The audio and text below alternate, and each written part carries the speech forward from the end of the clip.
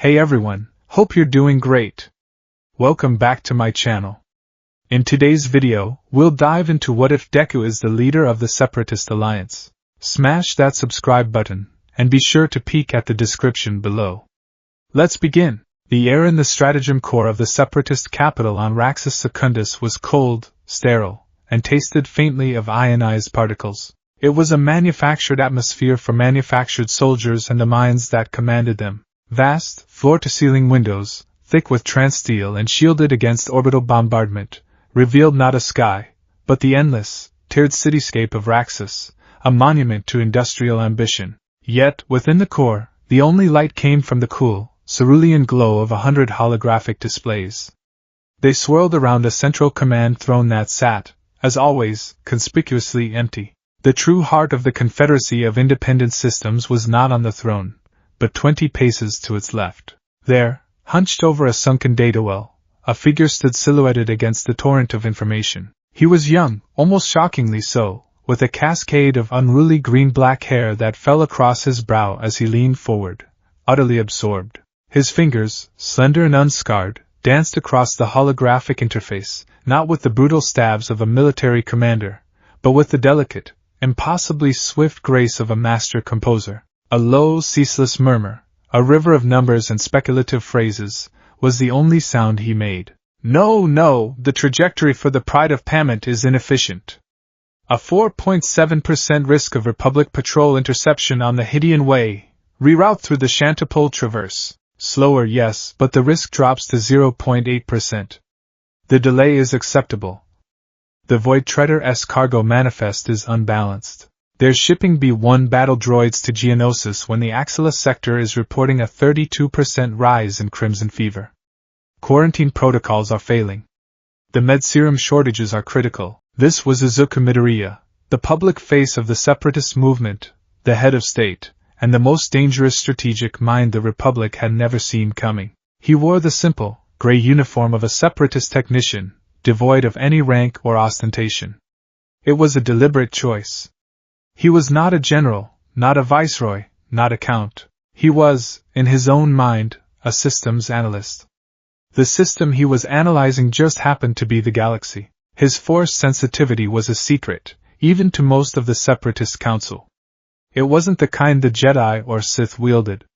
He couldn't lift a stone with his mind or cloud the thoughts of others. His gift was a unique form of hypercognitive analysis, a deep, intuitive connection to the flow of vast, interconnected systems. When he reached out, he didn't feel the life force of individuals, but the collective pulse of planets, the intricate dance of logistics, the ebb and flow of public sentiment, the cold, hard mathematics of war. He could see probability cones unfurl in his mind's eye, logistical chains light up like constellations, and the cascading consequences of a single decision ripple across 1,000 star systems. It was a power tailor-made not for a battlefield, but for the room where the battle was won before the first shot was ever fired.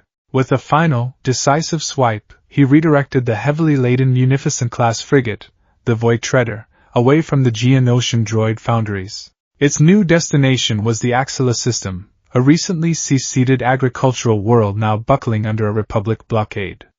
Its cargo holds, filled with battle droids, would be useless there. He cross-referenced supply depots, rerouting the droids to a closer staging ground and tasking the freighter with picking up emergency medical supplies and nutrient paste from a depot on Castel. It was a logistical masterpiece, executed in under 30 seconds. It was also, to some, an act of treason. A smooth, reedy voice cut through his concentration. Leader Midoriya. Izuku flinched, his concentration shattering like glass. He spun around, his posture immediately folding inward, his shoulders hunching as if expecting a blow. Standing there, flanked by 2 impassive Magna Guards, was Viceroy Newt Gunray of the Trade Federation. The Neimoidian's tall, mitre-like hat cast a long shadow, and his green, reptilian face was pulled into a mask of thinly veiled condescension. Viceroy Gunray! Izuku stammered, his voice a stark contrast to the confident analyst of moments before. He instinctively wiped his sweaty palms on his trousers. I was just observing your adjustments, Gunray said, his words gliding over the term with oily distaste. He gestured along, spindly finger toward the main galactic display, where the Void Treader's new course blinked in friendly separatist blue. A most curious decision. My sources on Geonosis have been anticipating that shipment of droids for a week. Their production quotas, you understand. The Geonosians have a surplus of 1.2 million units in reserve. Izuku replied, his nervousness warring with the certainty of his data. He forced himself to stand a little straighter. Axilla, however, their mortality rate has spiked by 18% in the last rotation. The Republic's blockade is an act of barbarism. If we don't show that joining the Confederacy means safety and prosperity, not just a change of masters, then what is the point of this war? Gunray's thin lips tightened. The point, my dear boy, is to win. Victory is what secures prosperity. And victory requires soldiers, not sentiment.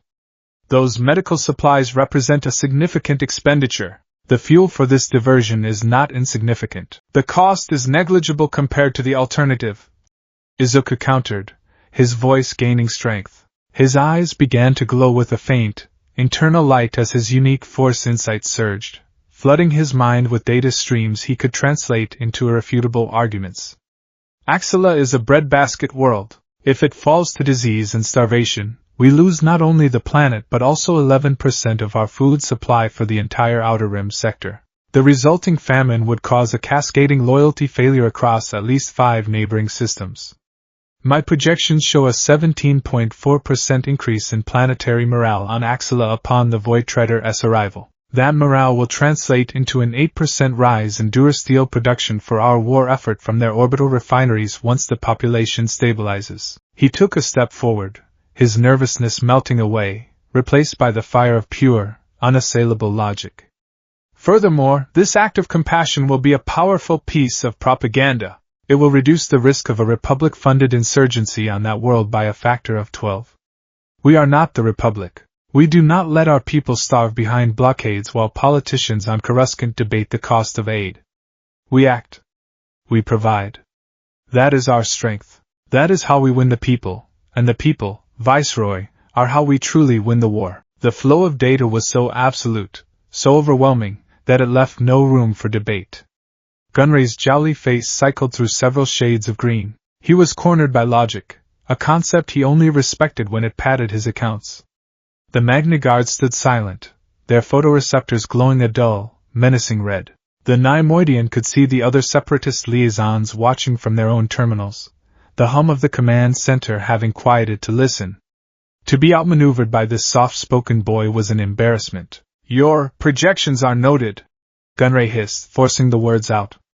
See to it that this humanitarian mission does not interfere with the larger war effort. He turned with a swirl of his opulent robes and swept away, his metal guards falling into step behind him. Izuku watched him go, the adrenaline draining from his system, leaving him trembling slightly. He had won the argument. He had saved a planet from catastrophe. And he felt utterly, terribly alone. He let out a shaky breath and turned back to the data well, but his focus was gone. The cold logic of his insight had receded, leaving behind the turbulent sea of his own emotions. He sank into a nearby technician's chair, the weight of his decisions pressing down on him. Was he truly doing the right thing? He believed so, with every fiber of his being. He had to. Otherwise, the memory that fueled him was a lie. The sterile, blue light of the command center melted away, replaced by the unforgiving, twin suns of his homeworld. Vestanis Minor. It wasn't even a name on most Republic star charts, just a designation number in a forgotten sector of the Outer Rim. It was a world of red dust and stubborn, hardy flora that clung to life in the rocky mesas.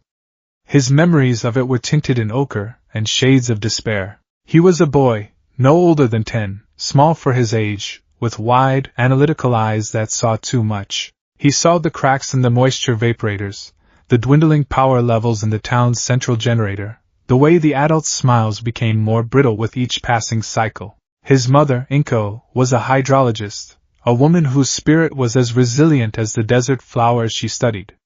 But the blight had taken her strength. It was a creeping, respiratory illness born from a mutated pollen strain, made worse by the planet's failing atmospheric processors. It made every breath a painful, shallow gasp. He remembered sitting by her bedside, holding her frail, dry hand. He would read to her from old, flimsiplast dataslates about the heroes of the old Republic, of Jedi Knights who could move mountains and bring peace to entire star systems. He would analyze the Blight's progression in a notebook, trying to find a pattern, a weakness, a solution that the town's overworked medical droid had missed. It was a futile effort, a child's desperate attempt to impose logic on an uncaring universe. They said a Republic relief freighter was coming, his mother had whispered one day, her voice a dry rasp. From the core worlds. With real medicine, hope, for a time, had been a palpable thing on Vestani's Minor. People looked to the skies. They rationed their remaining supplies with renewed vigor. The promise of the Republic, that shining beacon of civilization, felt real. The freighter never came. Izuku later found the fragmented comms data. The relief mission had been requisitioned, approved, and then indefinitely delayed by a senatorial subcommittee debating shipping lane tariffs. Vestani's Minor was not strategically or economically important enough to warrant expediting the process. They had been forgotten. Left to die in the dust because of a rounding error in a galactic budget. He remembered the day his mother died. He hadn't cried. He had stood by her still form, a cold, silent fury solidifying in his heart. It wasn't the blight that killed her. It was neglect. It was the crushing, indifferent weight of a corrupt, bloated bureaucracy that couldn't see the individual lives breaking under its own colossal mass. It was in that moment of profound, silent grief that he was found. A tall, elegant man with a noble bearing and sad, knowing eyes had arrived on a sleek, silver ship. He introduced himself as Count Dooku, a former Jedi who had also grown disillusioned with the Republic's decay. He had felt the boy's unique, flickering presence in the Force from across the stars, not a beacon of power, but a silent scream of analytical despair. Dooku didn't offer empty platitudes. He looked at Izuku's notebooks, at the complex charts and predictive models of the Blight's spread. He saw the boy's mind, the raw, untamed power of his insight. "The Republic did not forget you, child," Dooku had said, his voice a low, soothing balm. "It weighed your world's existence against a financial report and found you wanting. That is not forgetfulness, that is a choice. A system that makes such choices is not broken. It is working as designed. And it must be torn down and replaced with something better. Something worthy of the people it governs." Dooku offered him a new purpose. Not vengeance, but justice. A chance to use his incredible mind to build that better system, a confederacy where no one would ever be forgotten again. For a heartbroken boy on a dying world, it was the only promise that mattered. A soft chime pulled Izuku from the dusty plains of his memory. He blinked, the blue light of the command center reasserting itself. A private communication request. The insignia was one he knew well, the personal crest of House Sereno. He straightened his uniform and accepted the call. A life-size hologram of Count Dooku shimmered into existence before him. The Count was in his study on Sereno, the image so crisp Izuku could see the intricate grain of the wooden bookshelves behind him. Dooku looked as he always did, poised, regal, his aristocratic features a mask of calm authority. "Izuku, my boy," Dooku began, his voice like polished stone and aged wine. "I heard you had a rather spirited debate with our Neimoidian friend." Izuku flushed. "He disagreed with my reallocation of assets. Newt Gunray's vision rarely extends beyond his own coffers," Dooku said with a dismissive wave of his hand. "You did the right thing. Your compassion is your greatest weapon, Izuku. It is the core of our message. It shows the galaxy that we are not conquerors, but liberators. Never forget that." A wave of relief washed over Izuku. The Count's approval was a validation that soothed his frayed nerves. "Thank you, my lord. However," Dooku continued, his tone shifting subtly, becoming more serious, "acts of compassion alone will not win this war. They are the foundation upon which we will build our new republic. But a foundation is useless without a shield to protect it. The Republic is mobilizing. Their new clone armies are more effective than we anticipated. They mean to strangle our fledgling nation in its cradle." The hologram shifted, displaying a star chart. A single, critical system was highlighted in glowing, hostile red Quat. "The Quat drive yards," Izuku breathed, his analyst's mind immediately grasping the implications. It was the Republic's single largest military shipyard, the birthplace of their formidable star destroyers. Precisely, Deku affirmed. It is the heart of their war machine. As long as it remains operational, the Republic can sustain a war of attrition that we cannot afford. They can build ships faster than we can destroy them. Izuku's mind was already racing, his insight flaring to life. He saw the defensive fleets, the orbital stations, the planetary shields. He saw the tens of thousands of Republic personnel, the millions of civilians who worked and lived in the orbital rings. The potential for casualties was astronomical. A direct assault would be costly, Izuku said, the word feeling woefully inadequate. It would be a massacre. Deku corrected him gently. Which is why we will not be launching a direct assault. That is the Republic's way, brute force and acceptable losses. We will use a scalpel, not a sledgehammer. And you, my boy, will be the one to guide it. Deku's expression was one of absolute confidence. I need you to analyze their defenses. Find the weakness, the single, critical point of failure that will allow us to neutralize the shipyards with minimal, surgical force. General Grievous and the fleet will be at your disposal to carry out the plan you devise. The name Grievous sent a shiver down Izuku's spine. The Kaleesh cyborg was a butcher, a being who relished destruction. Placing him in charge of a surgical strike was like handing a vibroaxe to a brain surgeon. He swallowed hard, the weight of the new task settling upon him. This wasn't like rerouting medical supplies. This was an act of aggression. A major offensive. People would die. Soldiers, certainly, but civilians too. There was no clean way to attack a target like Quat. He saw Deku's piercing gaze and knew he could not refuse. This was the other side of his promise.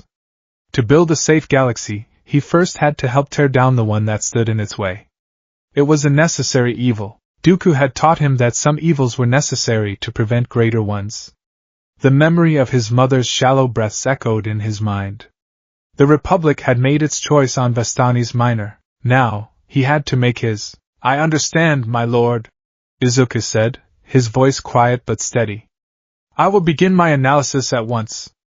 I will find you a weakness. A rare, proud smile touched Deku's lips. I knew I could count on you. You are the heart of our cause, Izuku. I am merely its sword. Together, we will carve a better future for the galaxy. The hologram vanished, plunging Izuku back into the cool, silent blue of the command center. He stood alone, the weight of 1,000,000 lives, the ones he hoped to save and the ones he would have to sacrifice, resting on his slender shoulders. He turned his gaze back to the swirling star chart, zooming in on the heavily fortified red dot that was Quat. His insight flared, and the casualty projections began to scroll through his mind's eye. The numbers were staggering. He closed his eyes, but the figures were still there, seared onto the back of his eyelids. A flicker of doubt, cold and sharp, pierced the armor of his conviction. He was the architect of a new nation, but as he began to draw the plans for his first great monument, he couldn't help but wonder if he was designing a better world, or just a more elaborate tomb. For 72 standard hours, Izuku Midoriya did not sleep. He existed in a self-contained bubble of pure data, fueled by nutrient paste squeezed from a tube and a lukewarm, caffeinated beverage that tasted of rust and regret. The stratagem core had become his entire universe, the galactic map of the Quat system his sky, the flowing lines of tactical projections his constellations. His unique force insight was stretched taut, a vast, invisible net cast across the system, feeling for the slightest tremor of weakness in the Republic's formidable defenses. The Republic had woven a near-impenetrable shield around their crown jewel. 3 orbital defense platforms, bristling with turbo-lasers and ion cannons, formed a lethal triangle. A standing fleet of no less than 40 Venator-class star destroyers, supported by a swarm of smaller cruisers and frigates, patrolled the system's hyperlane entry points. And the Quat drive yards themselves, a glittering orbital ring of shipyards and habitats that encircled the planet, were protected by their own planetary shield and 1,000 layers of military-grade encryption. It was a fortress designed to break fleets and spirits, but every fortress has a crack. Izuku found it on the 3rd rotation. It wasn't in the shields or the fleet formations. It was in the power grid, a series of 3 hypermatter annihilator conduits, running along the outer spine of the orbital ring, supplied the entire facility with its colossal energy needs. They were shielded naturally, but the power they channeled generated an immense amount of exotic radiation that required constant regulation. This was handled by a single, surprisingly low-security node, the Quat Primary Relay Station. It was an older, pre-Clone War facility, grandfathered into the modern grid, its security protocols never fully updated. It was an oversight born of institutional arrogance. To Izuku, this oversight blazed like a supernova in his mind's eye. His plan was a model of elegance and deadly precision. He named it Operation Severance. It would unfold in 2 phases. Phase 1 was a feint. The separatist fleet, under the command of General Grievous, would jump into the system at a carefully chosen vector, engaging the Republic's outer defense fleet. Their objective was not to destroy, but to engage. To draw the full attention of the Republic commanders, to make them believe this was a conventional, brute force assault. Phase 2 was the true strike. While the space battle raged, 2 stealth-fitted C-99-79 landing craft, designated Ghost Team and Blade Team, would slip through the chaos. Their holds would not contain tanks or battle droids, but elite squads of BX series droid commandos. They would use the battle as cover to infiltrate the primary relay station, plant synchronized thermal detonators on the conduit regulators, and escape. The resulting power surge would not destroy the station in a fiery explosion, but would instead trigger a system-wide catastrophic shutdown of the entire orbital ring. Shields would fail, shipyards would go dark, and the Republic fleet, suddenly cut off from its command and control, would be rendered helpless. It would force a surrender with, by his calculations, less than 2% of the casualties of a direct assault. It was clean. It was surgical. It was, he believed, the most heroic way to wage a war. The pre-battle briefing was a tense affair, conducted via holocall. Izuku stood in the stratagem core, his plan projected in crisp, blue lines between him and the towering, intimidating holograms of Count Dooku and General Grievous. And by neutralizing the relay station, we functionally decapitate their entire military-industrial infrastructure in the sector. Izuku concluded, his voice clear and confident. The plan was sound. The data was irrefutable. The key, General, is that your fleet must maintain a holding pattern at these coordinates. You are the anvil. The commandos are the hammer. Your role is to pin the Republic fleet, not to break it. From the bridge of his new flagship, the Malevolence II, the holographic image of General Grievous crackled with static and contempt. The cyborg's metallic claws clenched and unclenched at his sides, and a low, rattling cough echoed from his vocoder. Pin them? Grievous rasped, his voice a grotesque fusion of organic anger and mechanical distortion. You want me to use the greatest armada assembled since the Battle of Naboo as mere bait, while your robotic toys play with wires? The Jedi generals commanding that fleet will see it as weakness. Cowardice. They will see what they are meant to see, General. Izuku replied, trying to keep his tone even. My analysis of Republic battle doctrine indicates a 94.6% probability that they will commit their entire reserve fleet to counter your position, believing it to be the primary assault. This will leave the path to the relay station clear. Your numbers are a refuge for the timid boy. Grievous spat. Glory is not found in probability cones. It is seized in the fires of battle. I will not have my warriors hide behind your tricks. We will charge them, crush their hulls, and I will add the lightsabers of their Jedi masters to my collection. The objective is the shipyards, General, not your personal collection. Izuku's voice rose, a flash of frustration breaking through his composure. Annihilation is not the goal. Forcing a surrender with minimal loss of life is enough. Count Dooku's voice cut through the tension, calm and absolute. He regarded them both with an air of detached disappointment. General, Leader Midoriya's strategy is the one we will follow. His mind has been an invaluable asset to our cause, and his plans have, thus far, proven flawless. You will follow his directives. Grievous emitted a low growl but bowed his head stiffly. As you command, Lord Dooku. However, the Count added, turning his gaze to Izuku's hologram, I am granting the General tactical autonomy on the battlefield. A plan, no matter how brilliant, cannot account for every variable. The General must have the freedom to adapt to the reality of the conflict as he sees fit. A cold knot of dread formed in Izuku's stomach. It was a loophole. A loophole large enough to fly a fleet through. He opened his mouth to protest, to explain that the plan's success depended on rigid adherence to the timetable, but Deku's placid, unyielding expression stopped him. The decision was made. Izuku, Deku said, his tone softening. Have faith in your plan, and in our commanders. This will be a great victory for the Confederacy. The holograms winked out, leaving Izuku alone with the shimmering battle plan. He stared at it, a masterpiece of cold, hard logic, and for the first time, he felt a terrifying variable he hadn't accounted for, the vanity of a single, broken monster. The battle began exactly as Izuku had planned. From his remote command station, he watched as Grievous' fleet tore through the fabric of hyperspace, emerging into the Quat system like a swarm of angry wasps. Munificent-class frigates and Recusant-class destroyers formed a perfect battle line, their crimson separatist sigils blazing against the black. The Republic fleet responded instantly.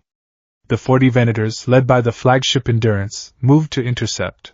Alarms blared silently on Izuku's display as Republic command channels lit up with panicked reports. Just as his projections had foretold, they were treating this as the main assault.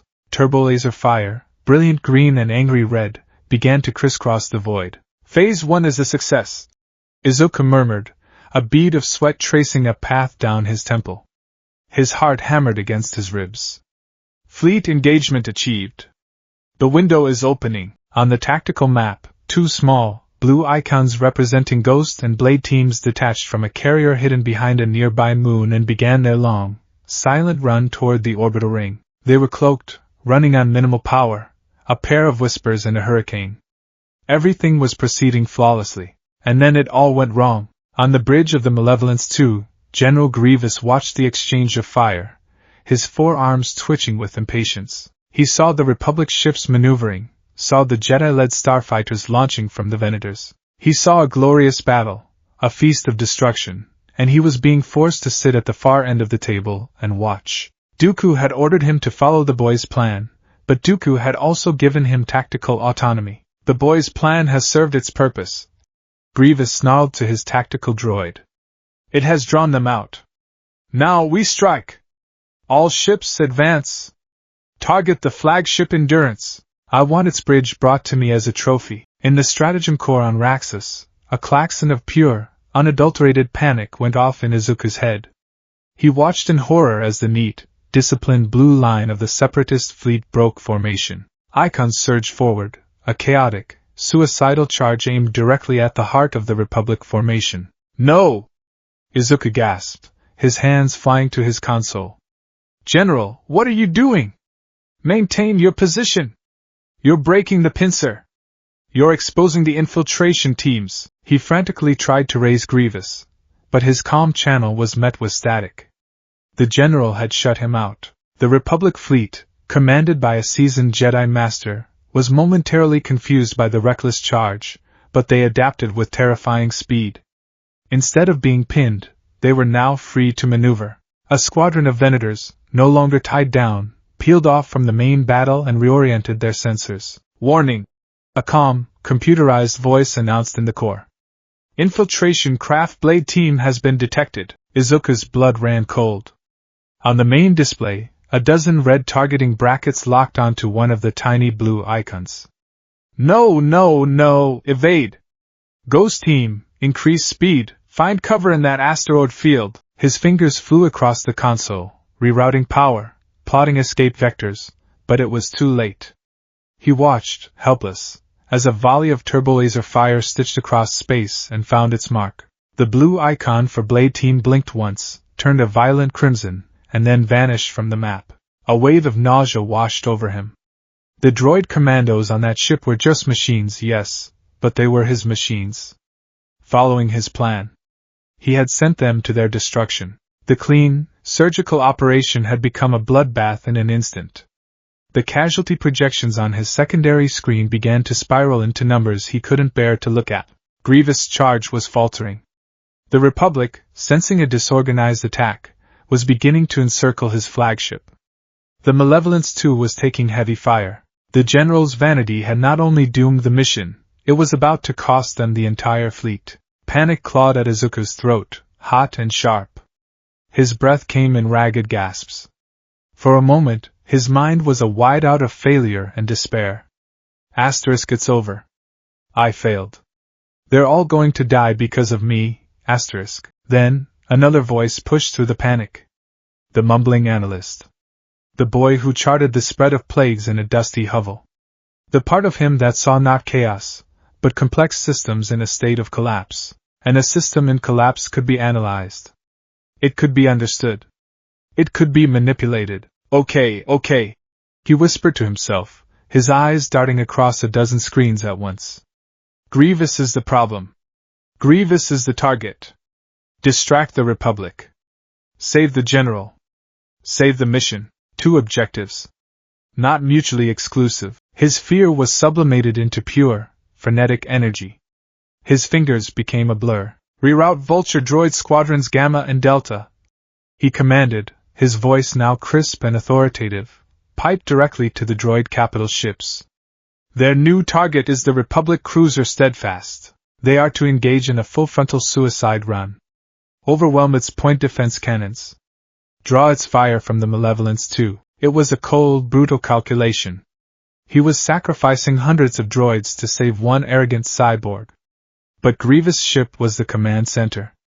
If it fell, the entire fleet would rout. It was the least costly of a series of terrible options. On the tactical map, 2 swarms of icons peeled away and slammed into the side of the Steadfast. The cruiser, caught off guard, turned its full might on them, its turbolaser batteries ceasing their bombardment of Grievous' flagship.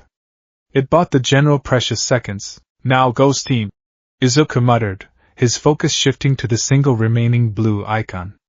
The original approach is compromised. But the battle has created new cover. His mind processed the battlefield in a way no droid or organic could. He saw the swirling debris from destroyed ships, the temporary blind spots created by engine wash and weapon discharge. He plotted a new course for the lone commando team, a terrifying, high-speed slalom through the heart of the raging battle. It was a 1-in-a-million shot. Ghost Team, I am transmitting a new approach vector. Acknowledge, vector received. A monotone droid voice replied. Executing. Probability of success. 1.3%. Just follow the path, Lieutenant.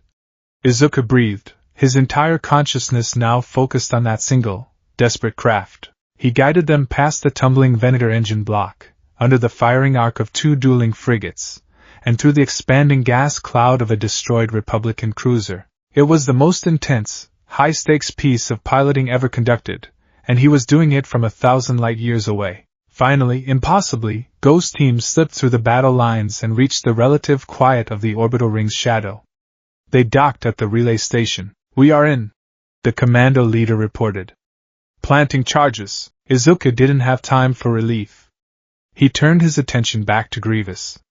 The general, his ship freed from the most intense fire, had rallied his forces. Blinded by rage and his lust for victory, he was now hammering away at a disabled Star Destroyer, ignoring the larger strategic situation. He was winning a battle while losing the war. Charges planted, Ghost Team reported. We are away. Detonation in 30 seconds, all separatist ships. Izuku broadcast on a fleet-wide channel, overriding Grievous' command lock with Dooku's own master codes. Disengage and retreat to fallback point Omega. Now! That is a direct order from Separatist High Command. A cacophony of confused droid acknowledgements flooded the channel. Even Grievous, stunned by the override, paused his assault. 20 seconds. Izuku counted down under his breath. He watched Ghost Team's icon race away from the station.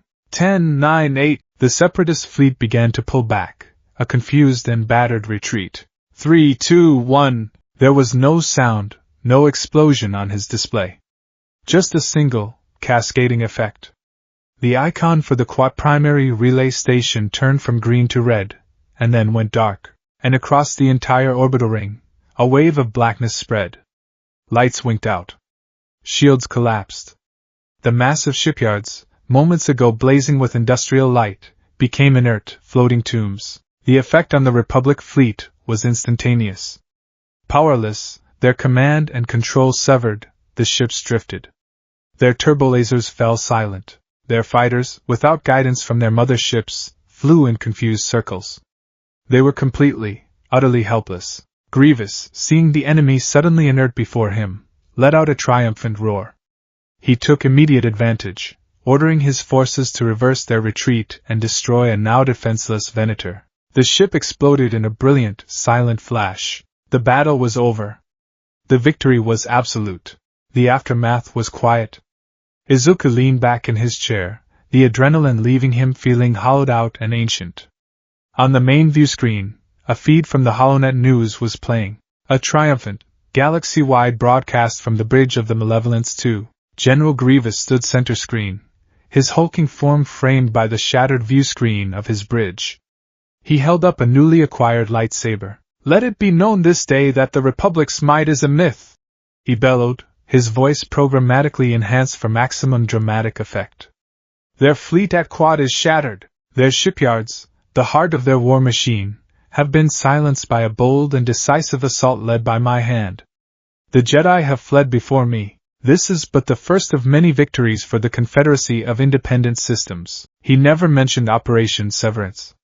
He never mentioned the relay station, or the commandos, or Blade Team. In his telling, the victory was won by his courageous frontal assault that had broken the enemy's will. Then, Count Dooku's image appeared beside Grievous. "The galaxy owes you a great debt, General," the Count said, his voice smooth and approving. "Your decisive leadership has secured a victory that will be remembered for 1,000 years. Izuku shut the feed off.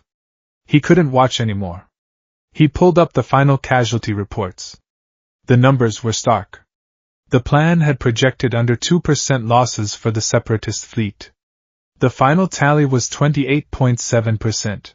Dozens of frigates, hundreds of vulture droids, and the entire commando squad of Blade Team. Lost. Wasted. All because one man's ego was more important than the plan. He felt a profound, soul-crushing exhaustion. He had won. He had delivered Quat to the Confederacy. But it felt like a grotesque failure. This wasn't the clean, heroic victory he had envisioned. It was a chaotic, bloody mess, saved only by frantic improvisation and the sacrifice of assets he had sworn to preserve. His belief in a clean war lay in pieces, scattered among the wreckage orbiting Quat. Slowly, almost painfully, he swiveled his chair to a small, private terminal.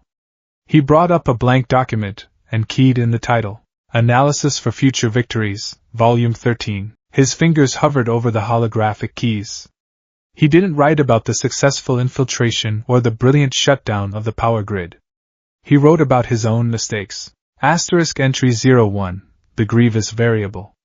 Subject: General Grievous exhibits a Class 7 command deviation based on ego-driven tactical preference. His desire for glorious combat overrides strategic objectives with a probability of 82%.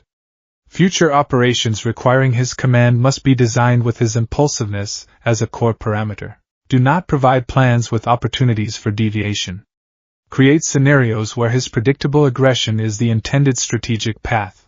Entry 02, Miscalculation of leadership trust. My initial plan relied on the assumption that a field commander would follow a logically superior strategy. This assumption is flawed. The human element, pride, vanity, bloodlust, is a chaotic variable that my current analytical models cannot sufficiently predict. A new sub-algorithm is required. He paused, staring at the words. They felt cold, clinical, insufficient to capture the weight of his failure. He added one final line, not as a strategist, but as the boy who had once believed in heroes. Conclusion: the operation resulted in a strategic victory. However, the cost in material and droid personnel exceeded projections by 1,400%. The plan's core principle, the preservation of life and assets through superior strategy, was violated. This victory was not a measure of success. It was a measure of how much I was willing to sacrifice for an objective. The cost was too high. It was a failure. He saved the file and leaned back, the blue light of the empty command center casting long, lonely shadows around him. He had won the battle, but in the quiet of his own heart, he feared he was losing the war for his soul. High above the shimmering, traffic-choked skies of Coruscant, the Jedi Temple stood as a serene and ancient bastion against the galaxy's encroaching darkness. Within its hallowed halls, in the circular chamber of the Jedi High Council, the 12 most powerful masters of the Order sat in quiet contemplation. The air, usually thick with the tranquil hum of the Force, was now clouded with the smoke of war and the bitter tang of uncertainty. The holographic image of a battered Venator-class star destroyer, listing heavily in the void above Quat, shimmered in the center of the room. A catastrophic defeat, Master Kiadimundi stated, his binary brain processing the tactical readouts with grim finality. His voice was heavy, echoing the sentiment of everyone present. Our primary shipyard crippled. 36 capital ships lost or disabled. The reports from Admiral Block are dire. Mace Windu, his dark features carved from stone, steepled his fingers before him. The strategy was unlike anything we have seen from the separatists. Grievous is a brute, a butcher. His tactics are all frontal assaults and overwhelming force. This was precise. It was surgical. Too precise, Master Shakti added, her red skin a stark contrast to the cool tones of the chamber. Their fleet movements were a feint, a masterful one. They knew exactly how our commanders would react. They anticipated our every move. It is as if they had access to our tactical playbook. A small, green figure stirred in his chair. A mind there is, behind this attack, Yoda said, his long ears drooping slightly. More than just Dooku's plotting or Gunray's greed. A new mind. Sharp it is, and clouded from our sight. The council murmured in agreement. This was the heart of their unease. The separatist war machine, once a predictable if formidable force, had begun to move with a new, terrifying intelligence. Victories that should have been costly for them were won with surprising efficiency. Planets that were thought to be loyal to the Republic were suddenly seceding, not under military threat, but seemingly by choice, swayed by promises of aid and stability that, disturbingly, the separatists often delivered. This new leader was a ghost, a phantom. The HoloNet broadcasts were always of Grievous' brutish triumphs or Dooku's silken, aristocratic speeches, but the strategies, the logistics, the sheer, cold brilliance of the separatist movements spoke of a third party. They called him the architect, a faceless boogeyman whose plans were an order of magnitude more sophisticated than anything they had faced before. Whoever this architect is, they are playing a different game, Mace Windu declared. They use compassion as a weapon one day and ruthless efficiency the next. It is a deception designed to keep us off balance. From his seat by the window overlooking the city, Obi-Wan Kenobi finally spoke, his voice a calm, thoughtful current in the turbulent river of the council's discussion. Or perhaps, he said, stroking his beard, it is not a deception at all. All eyes turned to him. Master Kenobi? Windu prompted. Consider the pattern, Obi-Wan continued, rising and pacing slowly around the central hologram. The aid convoys to Axela, the infrastructure repairs on Andar, even the attack on Quat. While brutal, the primary objective was not the destruction of our fleet, but the disabling of the shipyards. It was a strategic decapitation, designed, it seems, to minimize casualties where possible. The heavy losses we inflicted and sustained were the result of Grievous abandoning the plan, not following it. He paused, letting his words sink in.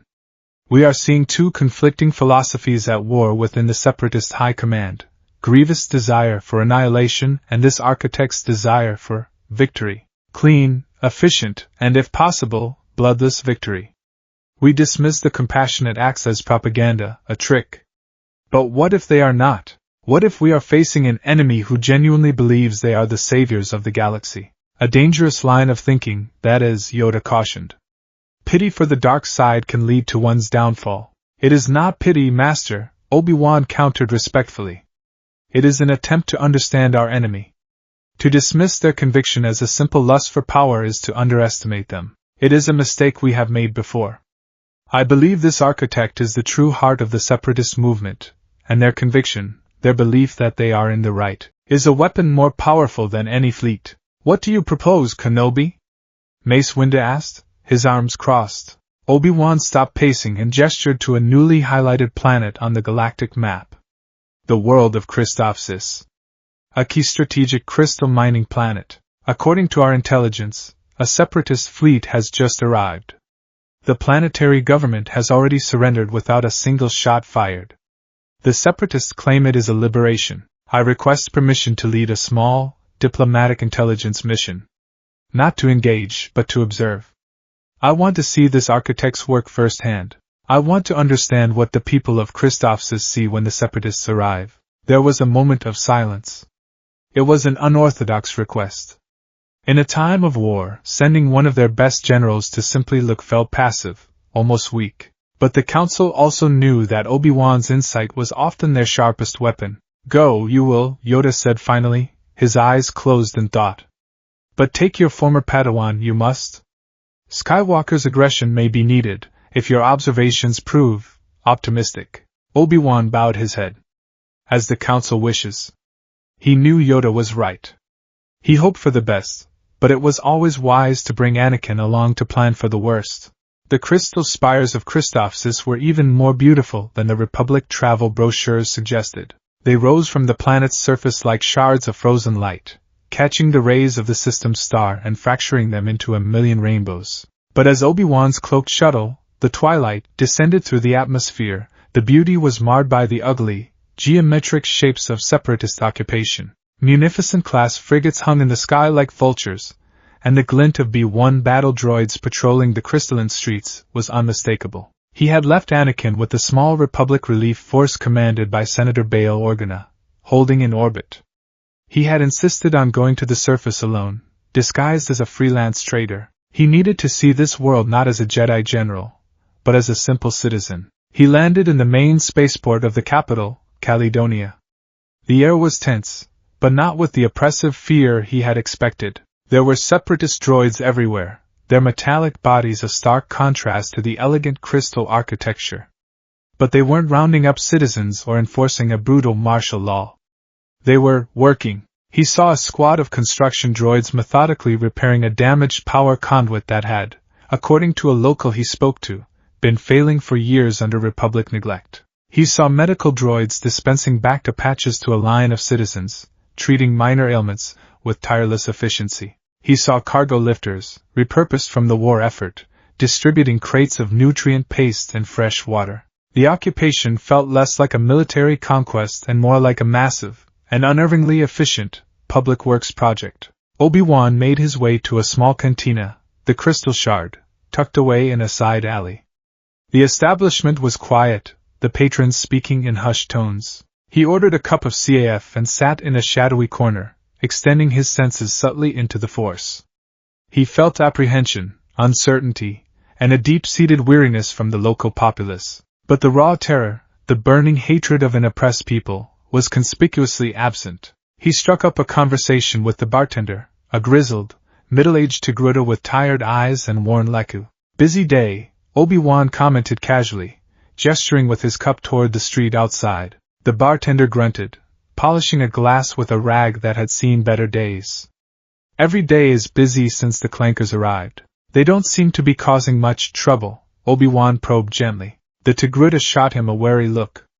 They fixed the water purifiers in the lower district. First time my cousins have had clean water in a cycle. And my sister's boy got medicine for his rash. Didn't even ask for credits. He leaned closer, his voice dropping to a whisper. Don't get me wrong, I don't trust them. A droid's a droid. But the Republic hasn't sent a new water filter or a medical shipment in 3 years. They were happy to take our crystals, but not so happy to help us when we needed it. He straightened up, his face a mask of neutrality once more. The separatists say they're here to help. For now, they're keeping their word. The sentiment was a dagger in Obi-Wan's heart. This was the narrative being spun across the Outer Rim, the seed of discontent that the separatists were so expertly cultivating. They weren't just conquering worlds. They were winning them over by offering the one thing the bloated, corrupt Republic had forgotten how to provide: basic governance. He spent the rest of the day walking the city, listening. The story was the same everywhere. Wariness mixed with a reluctant, burgeoning hope. The separatist droids were efficient, polite, and effective. The occupation was being handled with a delicacy and forethought that was completely at odds with the CIS's brutal reputation. This was the architect's work. It had his signature all over it. That evening, back in his rented room above the cantina, Obi-Wan set up a sophisticated piece of surveillance equipment he'd brought with him. It was a slicer interceptor, designed to find and exploit weaknesses in secure comms networks. The separatists had locked down the planetary holonet, but their military channels were a different matter. He knew it was a long shot, but he had to try. He wanted to hear the voice of the ghost who was haunting his war. For hours he was met with nothing but layers of military-grade encryption. Then, just as he was about to give up, he found it. A single, high-level command channel, encrypted with a cipher so complex it seemed almost organic in its design. It was a private channel, shielded from the main network. And it was active. Holding his breath, Obi-Wan worked his magic, his fingers dancing over the console. He wasn't trying to break the encryption. That would be impossible and would instantly trigger alarms. He was simply trying to piggyback on the signal, to become a silent, invisible listener. After a tense few minutes, a crackle of static broke the silence, followed by a clear, young voice. The distribution of the medkits in the lower city is proceeding at 98% efficiency, the voice said. It was male, youthful, and carried an undercurrent of nervous energy. However, I'm projecting a 17% shortfall in power cells for the Western District's atmospheric processors within the next 48 hours. We need to divert a shipment from the military stores. There was a pause, then a different voice, colder and more mechanical, replied. It was a tactical droid. That shipment is allocated for the forward garrisons, Leader Midoriya. General Grievous' standing orders are to prioritize military readiness. Obi-Wan froze. Leader Midoriya, a name. He finally had a name. The young man's voice returned, laced with a familiar-sounding stammer of frustration. The general's orders don't take into account the dust storms predicted for that sector. If the processors fail, the civilian casualties from respiratory illnesses will exceed the number of droids we would lose in a direct assault. Military readiness is meaningless if the people we're here to protect are choking to death. Reroute the power cells. I will take full responsibility. There was another pause. Acknowledged, leader. Rerouting power cells. Obi-Wan leaned back, his mind reeling. This was him. This was the architect. And he sounded less like a calculating military genius and more like a deeply earnest, if flustered, humanitarian aid worker. He was arguing with his own military command not for tactical advantage, but to save civilian lives from a dust storm. This was an opportunity he could not let pass. Acting on instinct, Obi-Wan reconfigured his slicer. He isolated the young leader's comm signal and, using a secure, Jedi-encrypted channel, sent a simple, untraceable text message directly to his terminal. * Your concern for the people is admirable. But your droids still patrol their streets with blaster rifles. Is this liberation or merely a more efficient form of occupation? * He sent the message and waited, his heart pounding. It was a wild gamble. The leader could ignore it, trace it, or report it. Seconds later, a reply blinked onto his screen. * Who is this? How did you access this channel? * Obi-Wan smiled faintly. He had him. He was curious. A simple traitor who believes that peace cannot be built at the end of a gun. The reply came back faster this time, the words tinged with a defensive fire. * The blasters are a regrettable necessity. The Republic will not simply allow Christophsis to leave. They will send their armies to force this world back under their corrupt heel. Our soldiers are here to protect these people from the Republic's aggression, not to oppress them. * Obi-Wan felt a strange sense of connection to the faceless words on his screen. It was like a high-stakes game of de jure, each move revealing something of his opponent's character. He sensed no deception in the Force, only a powerful, unwavering conviction. * You speak of Republic corruption as if it is a disease. Is war the only cure? Have you not simply replaced one master with another? Count Dooku is a Sith Lord. He deals in power, not liberation. * The pause this time was longer. Obi-Wan could almost picture the young man on the other end, his mind racing, his worldview challenged. * Count Dooku is a visionary who saw the decay in the Republic and had the courage to act. The Jedi and the Sith are two sides of the same broken system. We are building something new. Something better. A government that serves its people, where worlds like Christophsis, and others, are not forgotten or exploited. There was a flicker of something in that last sentence. A hesitation. A ghost of personal pain. It was a crack in the armor of his ideology. Obi-Wan pressed gently. You believe you are a hero, don't you, Leader Midoriya? A hero fighting for the forgotten. But heroes protect the innocent. They do not use armies and fleets to impose their will. A path built on violence, no matter how well-intentioned, leads only to a darker place. This time, there was no reply. The channel went silent. The connection was severed from the other end. Obi-Wan sat back, the glow of the console illuminating his thoughtful face. He had not converted his enemy. He had not won a diplomatic victory. But he had done something far more important. He had planted a seed of doubt. He had spoken to the man, not the monster, and found that the man was driven by a sincere, if dangerously misguided, idealism. He finally understood.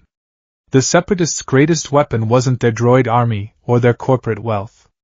It was the genuine, passionate belief of one young man, a boy named Izuku Midoriya, who was trying to save the galaxy by burning it down first. A deep sense of unease settled over Obi-Wan. It was one thing to fight droids and Sith Lords. It was another thing entirely to fight a man who truly believed he was a hero. For the first time since the war began, Obi-Wan Kenobi was not entirely certain which side was truly the light and which was the shadow. And that uncertainty was more terrifying than any army. The Separatist Council convened in the Obsidian Chamber on Raxus Secundus. The room was a monument to corporate power, a perfect circle of polished black stone so reflective it seemed to drink the light. Each of the 12 members sat in a high-backed, throne-like chair, isolated from their neighbors by a significant physical distance, a stark metaphor for the alliances of convenience that held the Confederacy together. In the center of the chamber, a large holographic projector displayed fluctuating lines of galactic market data and shifting battlefronts, profit and loss, written in the language of stars and blood. Izuku Midoriya occupied one of the smaller, less ostentatious chairs, a position befitting his role as head of state but not as a corporate titan. He felt, as he often did in these meetings, like a child sitting at the adult's table. The victory at Quat, while strategically a masterpiece, had earned him no real currency here. To these beings, he was an eccentric, unpredictable tool, a means to an end.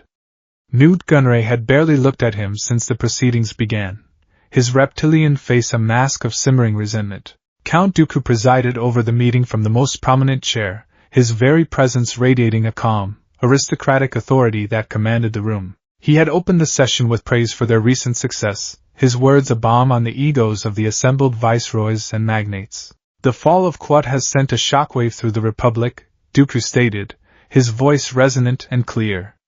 Their ability to wage this war has been severely hampered, a testament to the brilliant strategy of our head of state, and the decisive execution by General Grievous. Izuku shifted uncomfortably at the praise.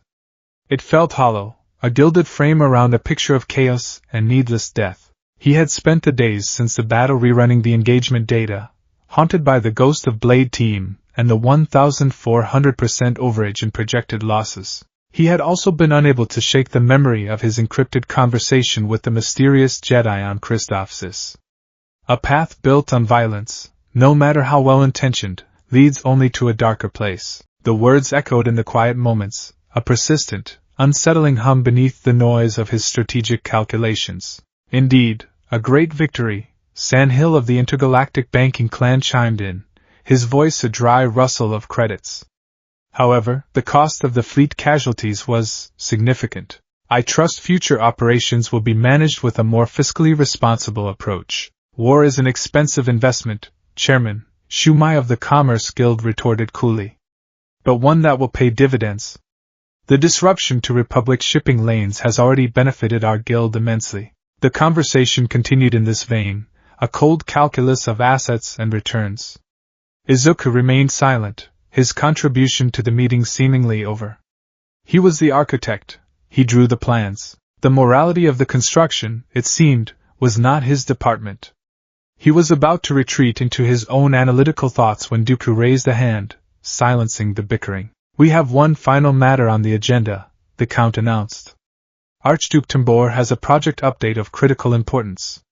A project he assures me will bring us swift and decisive end to this conflict. All eyes turned to what Tambor, the lanky, reptilian Skakoan from the Techno-Union. He was encased in a pressurized suit of sickly green and bronze, and the rhythmic, wheezing hiss of his respirator was a constant, unnerving presence in the chamber. He rose slowly, the joints of his suit groaning in protest. "Honored colleagues, Lord Deku," Tambor began, his voice a synthesized, metallic drone that seemed to strip all emotion from the words. "For many cycles, the brilliant minds of the Techno-Union have been working on a solution. A final answer to the Republic's most resilient and troublesome asset, its biological soldiers, clones, Jedi, and their organic planetary militias." The central holoprojector flickered, replacing the market data with a rotating, complex molecule, a double helix of vibrant, sinister colors. "The challenge of conventional warfare is infrastructure," Tambor continued, his mechanical voice lecturing rather than presenting. "To conquer a planet, one must often destroy the very resources one wishes to claim. A messy, inefficient process. We sought a more elegant solution." He gestured a clawed, metallic hand toward the hologram. "Behold, Project Chimera." The name was a recent change, more palatable than its original designation, the species key virus. Project Chimera is not a bomb. It is a key. A biological agent delivered via aerosol canisters, dispersed into a planet's upper atmosphere. The agent is entirely inert to 99.8% of known galactic species. It has no effect on droids, on infrastructure, on flora or fauna. Tambor paused for dramatic effect, the hiss of his respirator filling the silence. "However, the agent is keyed to a specific genetic signature. In this case, the signature of Homo sapiens." A cold, sharp dread, like a shard of ice, pierced Izuku's heart. He sat bolt upright, his knuckles turning white where he gripped the arms of his chair. "Once inhaled by a human," Tambor explained with the detached pride of an inventor, "the Chimera agent targets the mitochondrial DNA.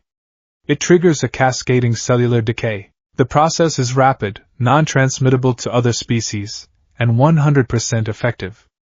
Within a standard day, a targeted human population will be neutralized, leaving the planet, its cities, and its resources completely intact and ready for immediate occupation and exploitation." The chamber was silent for a beat, the implication of Tambor's words hanging in the air like a toxic fog.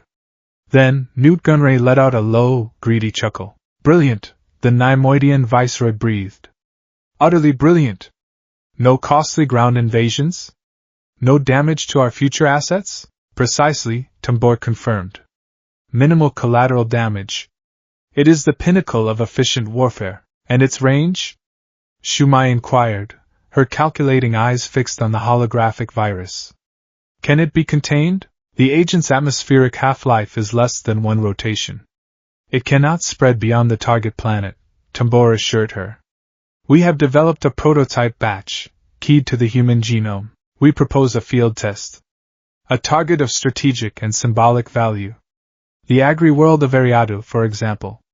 A human-populated republic stronghold. Its surrender would cripple their food supply in the Seswena sector and demonstrate the futility of further resistance." Izuku felt his gorge rise. Ariada. Population, 1.8 billion humans. Men, women, children. Farmers, technicians, merchants. He saw them. His unique force insight, usually a tool of logic and numbers, betrayed him. It didn't show him tactical data, it flooded his mind with a torrent of raw, empathic horror. He saw a child looking up at a sky turning a faint, iridescent green. He saw a mother gasping for breath, her body failing her. He saw an entire world suffocating in silence, their lives extinguished not in the heat of battle, but by a cold, invisible poison. It was his homeworld, Vestani's Minor, all over again, but this was no plague born of neglect. This was a deliberate, calculated act of mass murder. Genocide. The others were already discussing the financial implications, the manufacturing costs, the timeline for deployment. They were dividing up the spoils of a world that was not yet dead. No. The word was a whisper, barely audible above the hiss of Tambor's suit. But it cut through the corporate chatter like a lightsaber. Every head in the chamber turned to look at him. Izuku rose to his feet, trembling not with fear or nervousness, but with a righteous fury so pure and white-hot it burned away his stammer, his insecurity, his self-doubt. His green eyes, usually so soft and analytical, blazed with an intensity that made even the battle-hardened council members flinch. "No," he repeated, his voice clear and ringing with absolute conviction. "We will not do this." What Tambor tilted his head. "Leader Midoriya, I fear you do not grasp the strategic." "I grasp it perfectly, Archduke." Izuku's voice cracked like a whip. "You are proposing to exterminate billions of innocent people. To murder an entire planet because it is efficient. Is this what we are? Is this what we stand for?" He turned, his fiery gaze sweeping across the faces of the council members.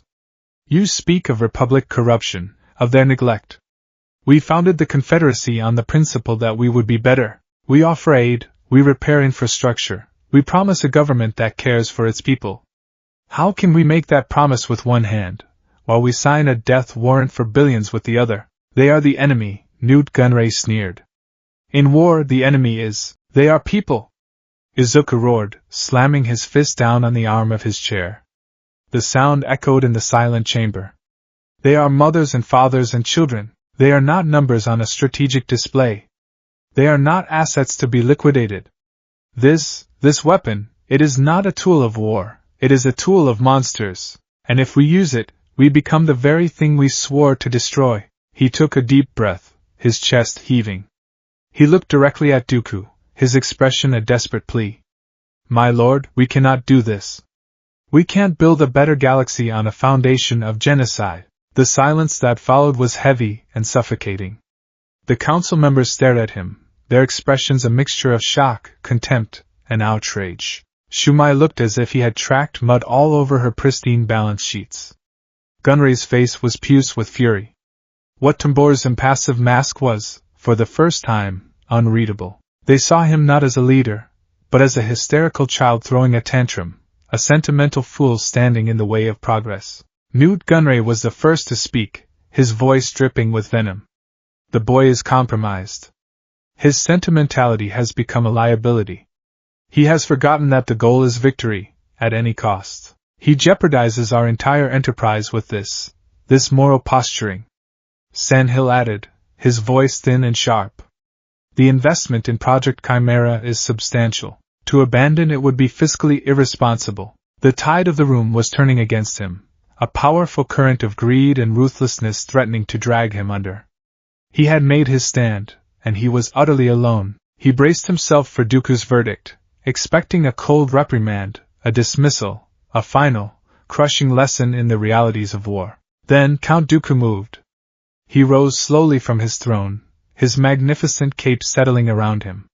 He did not look at the council. He looked only at Izuku, and his expression was not one of anger, but of profound, thoughtful pride. "Leader Midoriya is correct," Dooku said, his voice cutting through the dissent with the finality of a closing vault door. The council was stunned into silence. Izuku stared at his mentor, his heart skipping a beat. Dooku began to pace slowly before his throne, his hands clasped behind his back. "Newt Gunray, you speak of victory at any cost. But a victory that costs us our principles, our very soul, is no victory at all. It is merely a prelude to our own damnation." He stopped and fixed Watambor with a cool, piercing gaze. "You have created a weapon of terrifying power, Archduke. A testament to the ingenuity of the Techno-Union. But it is a weapon of terror, not of war. It is the kind of weapon a desperate, dying republic would create in its final throes. We, however, are not dying.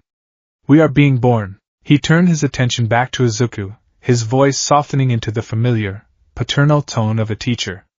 "Izuku's moral clarity is not a liability. It is our greatest asset. It is the fire that forges the spirit of our Confederacy. He reminds us why we fight. Not for profit, not for power, but for a just and compassionate galaxy. To abandon that ideal, even for the promise of a swift victory, is to admit that the Republic was right about us all along." He let the words hang in the air, a gentle but firm rebuke to the entire council. He had taken Izuku's impassioned, desperate plea and refined it into a statement of political philosophy, a weapon in its own right. Izuku felt a wave of dizzying relief. Dooku understood. He believed. They were still on the same side. Therefore, Deku concluded, his voice hardening once more as he addressed the council, Project Chimera will not be deployed. Its use is forbidden. A collective sigh of relief escaped Izuku's lips. He had done it. He had stared into the abyss and pulled them back from the edge. What Tambor, however, was not so easily placated. My lord, the resources, the research, are we to simply discard it all? It represents a significant technological advantage. Deku held up a hand. I did not say it would be discarded. Such a weapon, and the science behind it, is far too dangerous to be decommissioned without proper oversight. It represents a line we shall not cross, but it is a line the Republic may one day attempt to. It is wise to understand the nature of such horrors. He turned, his gaze sweeping the room.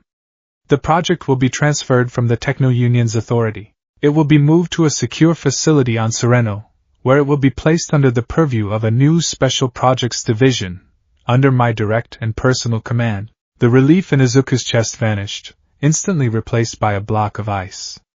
The room had gone cold. He stared at Deku, his mind frantically processing the new information. Asterisk not destroyed. Not decommissioned, transferred.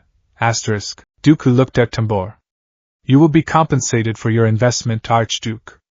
And your research team will continue their work, under my guidance, exploring defensive applications, of course. Tambor's mechanical head bobbed in a semblance of a bow. As you wish, Lord Deku. Your wisdom is, as always, unparalleled. He was placated. His project was saved, his funding secure. The other council members visibly relaxed. Their investment was protected. The weapon was off the table for now, soothing the boy leader's tantrum, but it wasn't gone. It was still an asset, held in reserve by a leader they trusted to be more pragmatic than the idealistic child he mentored. The meeting was adjourned.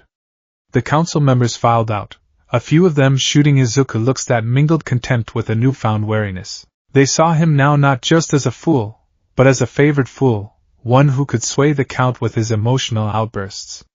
He was an obstacle to be managed, a pet to be placated. He had been thoroughly and completely isolated. Soon, only he and Deku remained in the vast, empty chamber. You are quiet, my boy, Deku said, approaching him. He placed a heavy, reassuring hand on Izuku's shoulder. You should be proud. Today, you saved the Confederacy from making a grave error. You reminded us of our purpose. Izuku looked up into his mentor's face. He saw the kind eyes, the gentle, encouraging smile. But for the first time, he looked deeper. He used his insight not to analyze data, but to feel the intention behind the man. And what he felt was a void. A cold, calculating emptiness behind the warm facade. He saw the gears of a perfect machine, turning with flawless, terrifying precision. You didn't destroy it, Izuku said, his voice barely a whisper. Deku's smile did not waver. Destroying knowledge is an act of barbarism, Izuku. The weapon, the science, must be understood. Contained. Kept from falling into the wrong hands. Is it not better that it is under my protection than left to the whims of men like Tambor and Gunray? The logic was flawless. It was the same kind of irrefutable, sensible logic Izuku himself would use. But it felt wrong. It felt like a lie wrapped in the velvet cloak of reason. They will still work on it, Izuku pressed, his voice trembling slightly. It will still exist. It will exist as a contingency. A last resort that I pray we shall never have to use, Deku said soothingly. True strength, my boy, is not in refusing to possess power, but in having the wisdom and restraint not to wield it. You have the moral conviction. I have the burden of command. I have simply taken that terrible burden from your shoulders. You have saved us from becoming monsters today. Allow me to ensure we are never faced with that choice again. He squeezed Izuku's shoulder gently, then turned and walked away, his cape sweeping behind him, leaving Izuku alone in the center of the cold, black room. The words echoed in his head. I have simply taken that terrible burden from your shoulders. He hadn't won. He hadn't pulled them back from the abyss. He had merely provided Deku with the moral justification he needed to seize control of the most monstrous weapon ever conceived. He had won the argument, but Deku had won the war. The superweapon was no longer in the hands of a greedy corporation. It was in the hands of a Sith Lord. A cold dread, deeper and more profound than any he had ever known, settled into his bones.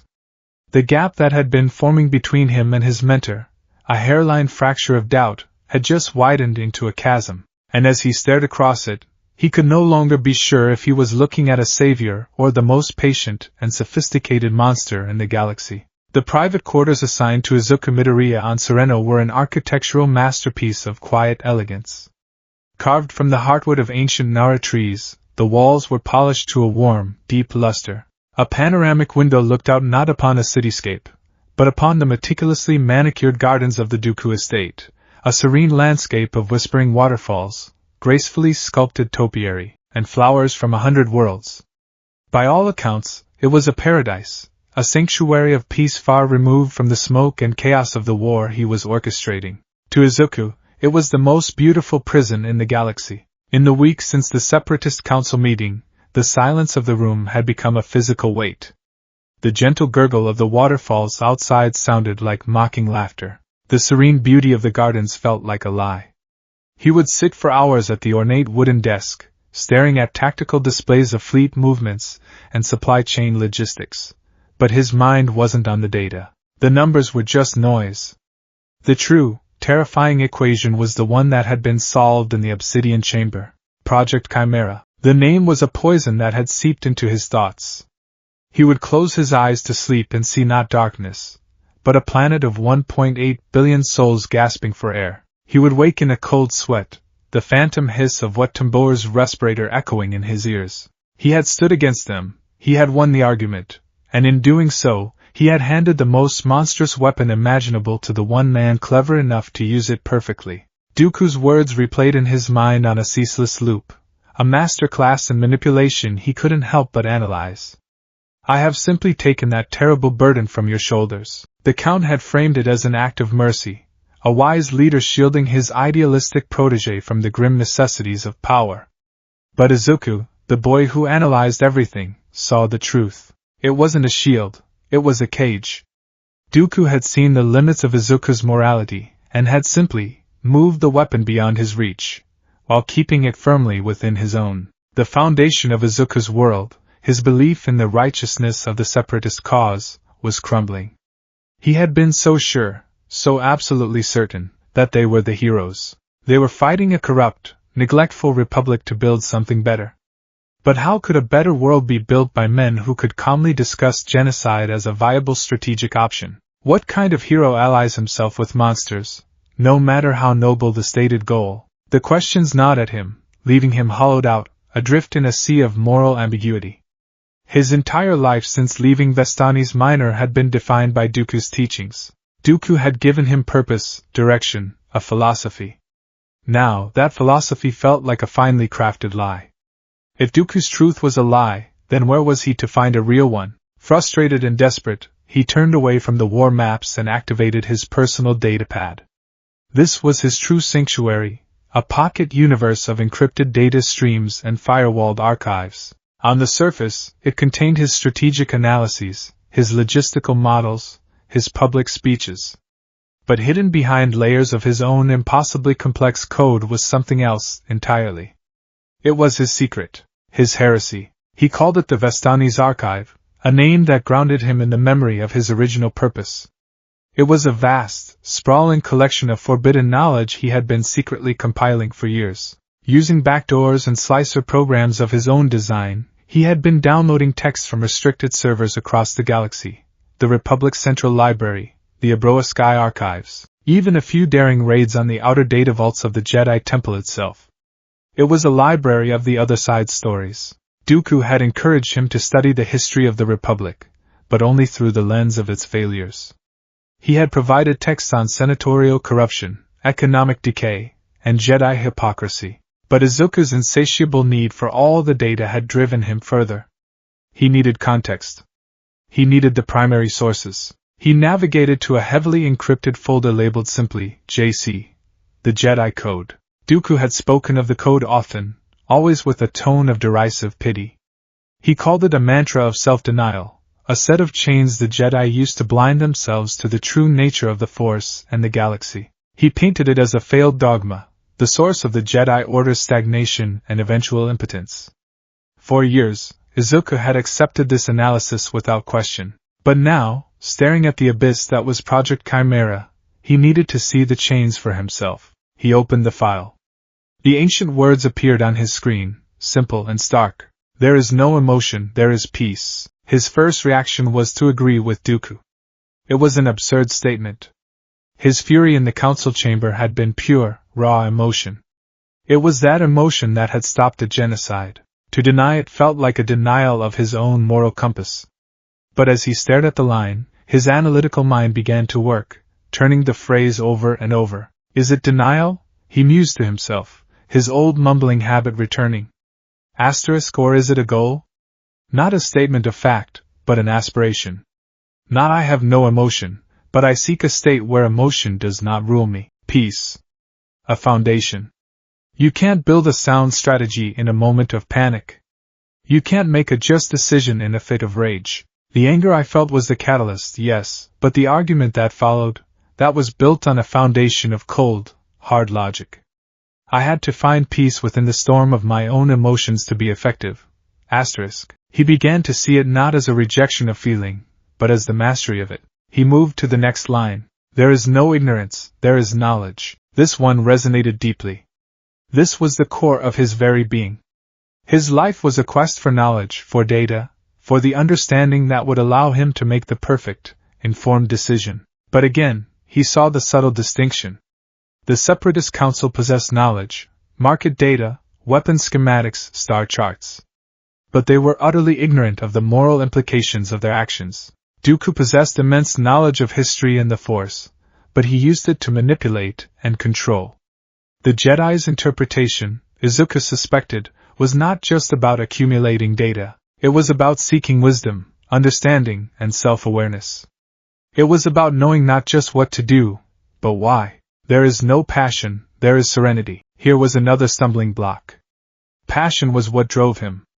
The passionate belief that the galaxy could be better, that no one should be forgotten like his people on Vistani's Minor. Deku had taught him that passion was a fire that would consume a Jedi, a weakness that led to attachment and irrationality. He called it the first step on the path to the dark side. But as Izuku thought about it, he wondered if the Jedi meant something else. Perhaps the goal wasn't to extinguish the fire of passion, but to bank it, to control it, turning a raging inferno into a steady, serene flame. A flame that could provide warmth and light without burning everything it touched. There is no chaos, there is harmony. This line hit him with the force of a physical blow. His entire strategy, his life's work for the CIS, was based on the principle of imposing order on a chaotic galaxy. He created order through droid armies, through meticulously planned supply lines, through surgical strikes. He was an agent of manufactured order. But the code suggested something different. Not the imposition of order, but the discovery of a pre-existing harmony.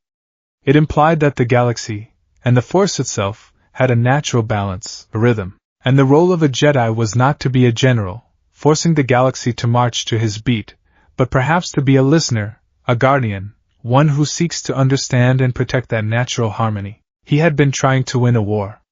Maybe he should have been trying to end one. Finally, he came to the last, most cryptic line. There is no death, there is the Force. He didn't know what to make of this. To the boy who had watched his mother die, who had just stared into the face of a weapon designed to kill billions, the statement was a profound, almost offensive, paradox. Death was real. It was final. It was the ultimate tragedy. How could anyone deny its existence? He closed his eyes, leaning back in his chair. He didn't try to analyze the line with logic. Instead, he let the feeling of the words wash over him.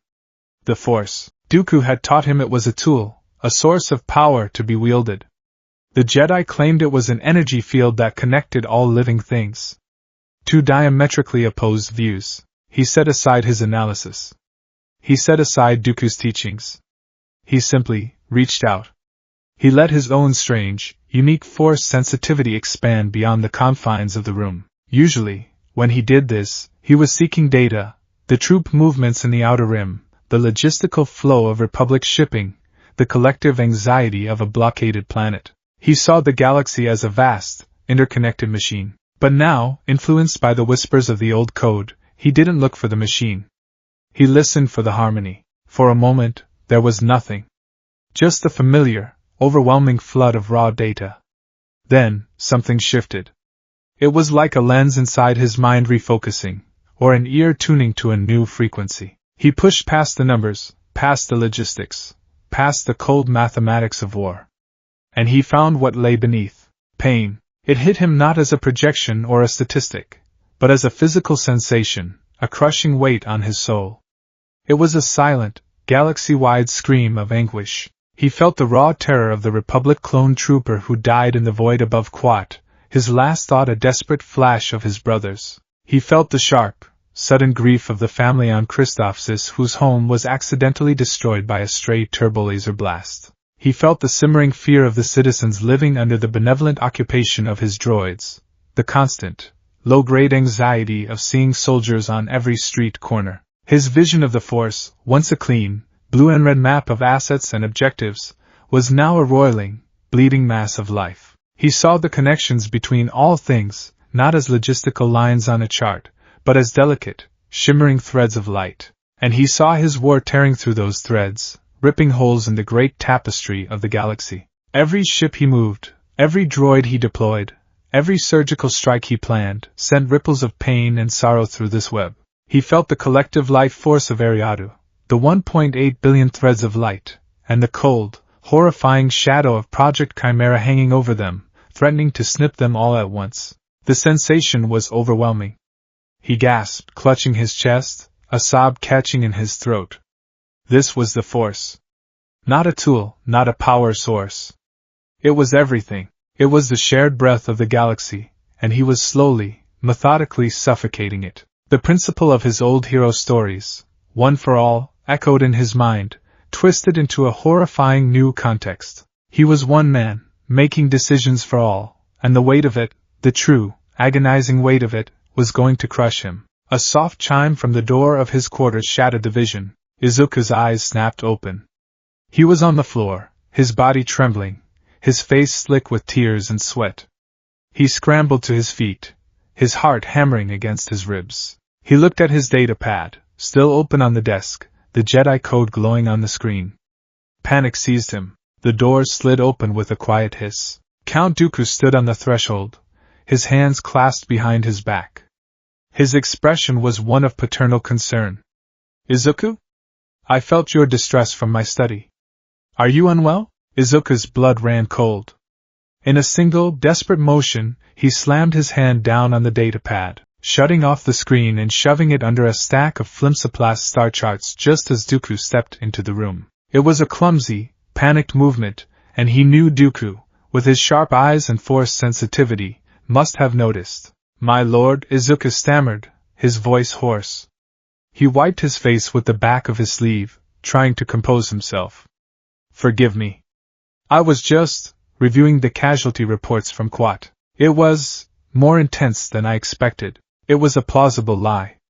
Dooku had often praised his compassion, his empathy for the cost of war. It was a facet of his personality the Count had carefully nurtured and exploited. Dooku glided into the room, his eyes scanning the space before settling on Izuku. He could feel the turmoil rolling off the boy in waves, a chaotic storm of fear, doubt, and sorrow. It was far more potent than simply reviewing casualty figures would warrant. His gaze flickered for a fraction of a second to the desk, to the datapad hastily concealed beneath the charts. He said nothing of it. Ah, yes. The burden of command, Dooku said, his voice a soothing balm. He came to stand beside Izuku, placing a hand on his shoulder. The gesture, which had once felt reassuring, now felt like the grip of a jailer. It weighs heavily on a compassionate soul. But it is a weight we must bear if we are to forge a better galaxy. Izuku avoided his mentor's gaze, staring instead at the serene gardens outside. He couldn't trust himself to meet those eyes, afraid of what Dooku might see there. But what if the cost is too high? Izuku whispered, the question escaping before he could stop it. What if the path we are on creates more pain than it resolves? Dooku was silent for a long moment. He walked over to the panoramic window, looking out at his perfect, orderly garden. Pain is a part of life, my boy. a part of growth. The galaxy has been in pain for 1,000 years, suffering under the slow, creeping disease of the Republic's corruption. The Jedi, in their infinite wisdom, chose to treat this disease with pointless negotiations and empty platitudes. They preached compassion and sentiment, and what did it achieve? A galaxy rotting from the inside out. He turned back to face Izuku, his expression serious, his eyes filled with a chilling certainty. The Jedi's greatest failure was their sentimentality. Their compassion was a weakness, a chain that shackled them to a dying system. They refused to perform the necessary surgery because they were afraid of the scalpel. They feared causing pain, and in doing so, they allowed the disease to fester until it became terminal. Every word was a direct, calculated refutation of the truths Izuku had just glimpsed. Every sentence was designed to rebuild the walls of the prison around his heart. What we are doing is not an act of cruelty, Izuku, Deku continued, his voice dropping to an almost hypnotic cadence. It is an act of mercy. It is a painful, necessary surgery to save the patient. The pain we cause is temporary. The peace we build will be eternal. The sentiment you feel, the sorrow for our enemies, is a weapon they use against you. It is the same weakness that paralyzed the Jedi Order. You must learn to see beyond the individual lives lost, and see the billions of lives that will be saved by our victory. That is the clarity a true leader requires. He came closer, his shadow falling over Izuku. Do not allow the whispers of the old, failed code to poison your mind. Your heart, your compassion, is your strength when it fuels your resolve, but it becomes a fatal flaw when it makes you hesitate. Do not hesitate, my boy. History is forged by those who have the courage to act when others are lost in doubt. The chasm between them was now a vast, dark canyon. Izuku looked at the man who had saved him, the man who had been his mentor, his teacher, his entire world, and he saw a Sith Lord, cloaked in reason and nobility, twisting the very meaning of compassion into a justification for cruelty. The Jedi Code wasn't a chain, it was a warning against men exactly like Count Dooku. Izuku said nothing. He simply nodded, his face an impassive mask, hiding the rebellion that was now blooming in the ruins of his faith. Good, Dooku said, seemingly satisfied. He gave Izuku's shoulder one final, paternalistic squeeze. Rest. Your mind is our sharpest weapon. It must be kept honed. With that, the Count turned and swept from the room, leaving Izuku alone once more in his gilded cage. Izuku waited until he was sure Dooku was gone. He walked to his desk and slowly, deliberately, pulled the datapad from beneath the star charts.